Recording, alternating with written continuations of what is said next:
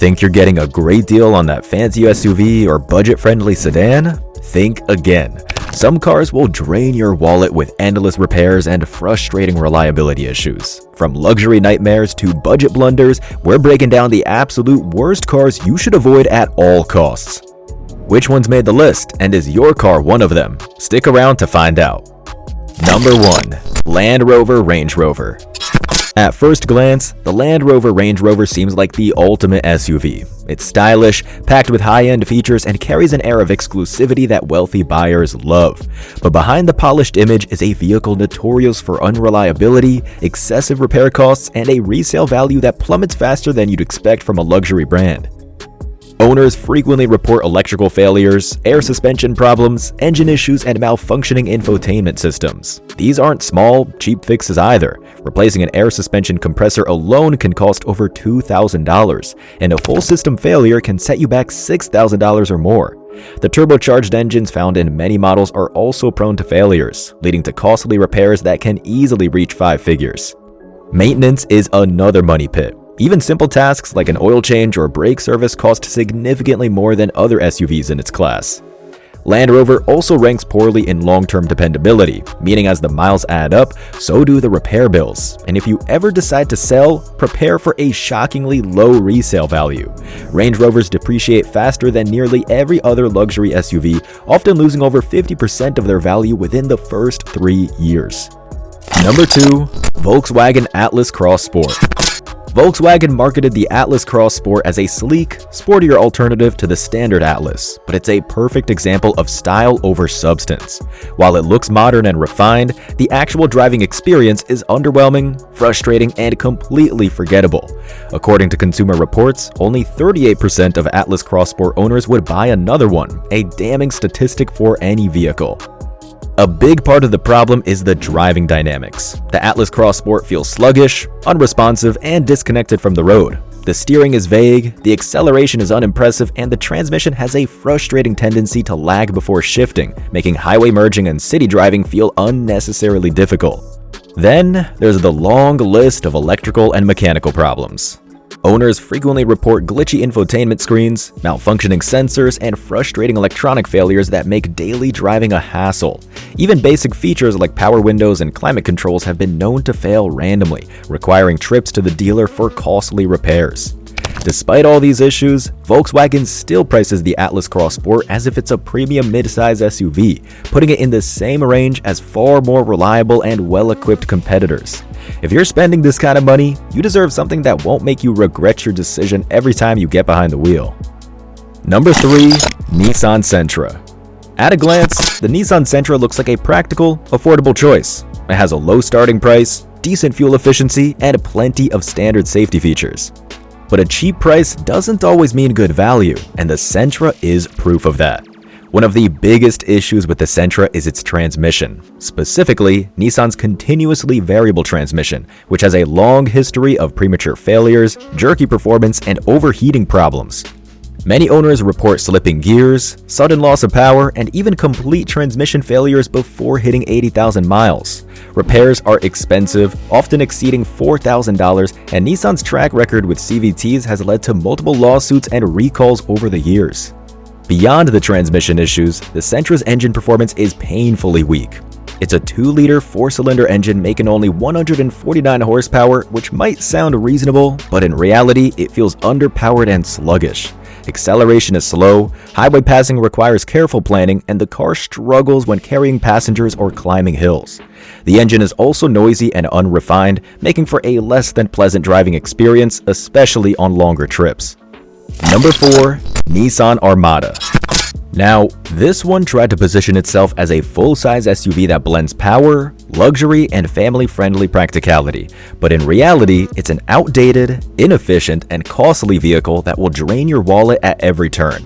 Its massive size might make it look tough, but behind the wheel, it feels more like you're steering a small boat through city streets. Parking is a nightmare, maneuvering through traffic is frustrating, and tight turns feel like an obstacle course.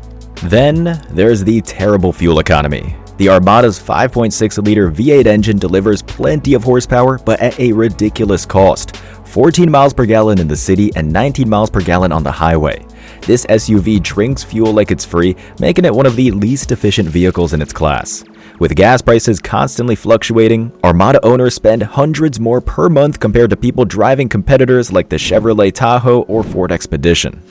If the fuel costs don't drain your budget, the high maintenance and depreciation will. The Armada's parts and repair costs are steep, and its resale value drops significantly within just a few years. Many buyers quickly realize that they overpaid for an SUV that struggles to keep up with newer, more efficient models. Unless you enjoy throwing money away on gas, maintenance, and depreciation, the Armada is best left at the dealership. Number 5. Mitsubishi Mirage. This is one of the cheapest new cars on the market, but the only thing it truly delivers is regret. Its 78 horsepower, 3-cylinder engine struggles to move the car with any urgency, making highway merging and uphill climbs feel like an endurance test. Even at low speeds, the Mirage feels underpowered and sluggish, leaving drivers with no confidence when accelerating. It's so slow that some drivers report having to turn off the AC just to squeeze out a little extra power. Then there's the cheap build quality. Everything from the thin, plasticky dashboard to the flimsy door panels feels like it was made from the lowest bid materials. The cabin is incredibly noisy, with engine drone, road noise, and rattles constantly reminding you that you're driving one of the most bare-bones vehicles money can buy. Long trips in the Mirage aren't just uncomfortable, they're downright exhausting. On top of all that, it's one of the lowest rated cars by Consumer Reports, and for good reason.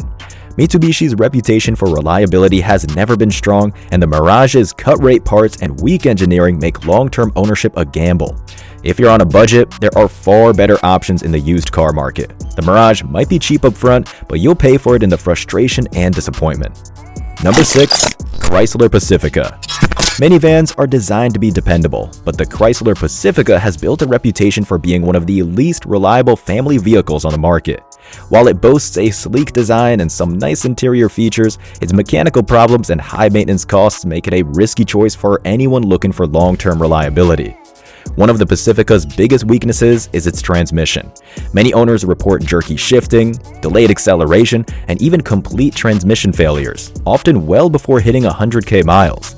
These issues aren't just frustrating, they're expensive. Replacing a failed Pacifica transmission can cost upwards of $5,000, making repairs a serious financial burden. Then there's the engine trouble. Pacifica owners frequently deal with oil consumption problems, engine misfires, and stalling, turning what should be a stress-free family hauler into a constant source of anxiety. When you factor in electrical issues, malfunctioning infotainment systems, and glitchy automatic doors, it's clear that Chrysler's quality control missed the mark on this one. Depreciation is another problem. While some minivans hold their value well, the Pacifica's resale value takes a massive hit within the first few years, making it a bad long-term investment. If you're looking for a reliable minivan that won't leave you with endless repair bills, you're much better off with a Honda Odyssey or Toyota Sienna. The Pacifica may look tempting, but owning one often means paying for Chrysler's mistakes. Number 7. Volkswagen Taos. It was supposed to be a stylish and practical compact SUV, but it feels more like a half-baked attempt at competing with segment leaders. One of its biggest weaknesses is its underpowered engine, a 1.5-liter turbocharged 4-cylinder that makes just 158 horsepower. That might sound decent on paper, but in reality, the Taos feels sluggish and uninspiring, especially when loaded with passengers or cargo. It's not just slow off the line, acceleration remains weak even at highway speeds, making passing and merging a struggle. The transmission doesn't help either. Front-wheel drive models use an 8-speed automatic, while all-wheel drive versions get a 7-speed dual-clutch transmission. Neither is particularly refined. The DCT, in particular, has a laggy, hesitant feel with jerky shifts and an annoying delay when accelerating from a stop. In city driving, it can feel unpredictable, sometimes lurching forward unexpectedly. The Taos is also expensive for what it offers. Compared to competitors like the Honda CR-V and Toyota RAV4, it lacks the power, reliability, and resale value that make those SUVs great choices. It might look good at first glance, but owning one is a different story. Number 8. Jeep Grand Cherokee. Year after year, Consumer Reports ranks Jeep near the bottom of the list for dependability, and the Grand Cherokee is one of the main reasons why. Owners frequently report issues with electrical components, engine troubles, and frustrating transmission failures. The problems don't just show up in older models, even newer Grand Cherokees have reliability concerns. For an SUV that costs more than many of its rivals, you'd expect better performance. Instead, the Grand Cherokee's powertrain feels outdated, with clunky shifts and a lack of smooth acceleration. The standard V6 engine struggles to move the vehicle with urgency, and while a V8 is available, it comes with terrible fuel economy and an even higher price tag. You're essentially paying extra for a vehicle that doesn't perform any better than more reliable options like the Toyota 4Runner or Ford Explorer. Maintenance costs are another headache. Jeeps aren't known for affordability when it comes to repairs, and replacement parts are expensive. If you're looking for a dependable SUV, this isn't it. And that wraps up our list of the 8 worst cars to avoid. Now, to you, what's the worst car you've ever owned? Which one should we have included in the list? Let us know in the comments. And don't forget to like, subscribe, and hit that notification bell for more amazing car videos like this one.